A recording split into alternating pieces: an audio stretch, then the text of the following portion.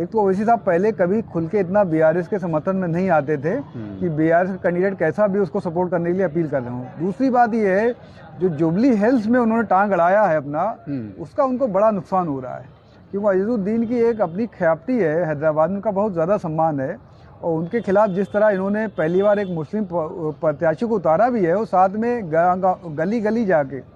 घर घर जाके प्रचार करना है कि भाई हमारे कैंडिडेट को आप वोट दीजिए। और दूसरी तरफ ओवैसी साहब ये भी कहते हैं बीआरएस को जिताइए जहाँ पर कोई प्रत्याशी उनका नहीं है,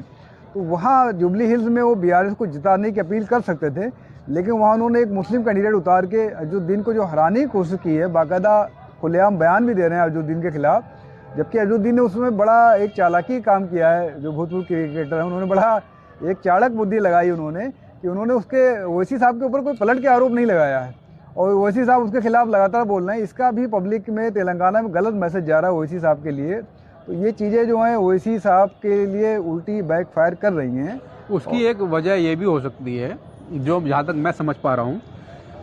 कांग्रेस ने मुस्लिम वोटरों के अंदर एक कन्फ्यूज़न पैदा कर दिया है।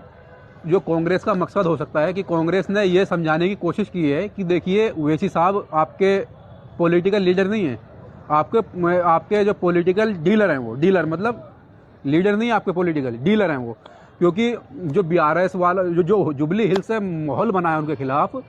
उसमें कल मैं जो प्रेस कॉन्फ्रेंस देख रहा था पार्षदों की, वो पार्षद यह आरोप लगा रहे थे कि आप अपनी क़यादत की बात करते हैं, लेकिन जुबली हिल्स से भी तो मुस्लिम ही प्रत्याशी कांग्रेस ने उतारा है।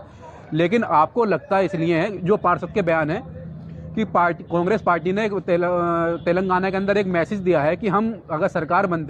में आते हैं तो हम अजहरुद्दीन को उप मुख्यमंत्री या कैबिनेट मंत्री उनको बना सकते हैं और बड़े मंत्रालय उनको दे सकते हैं।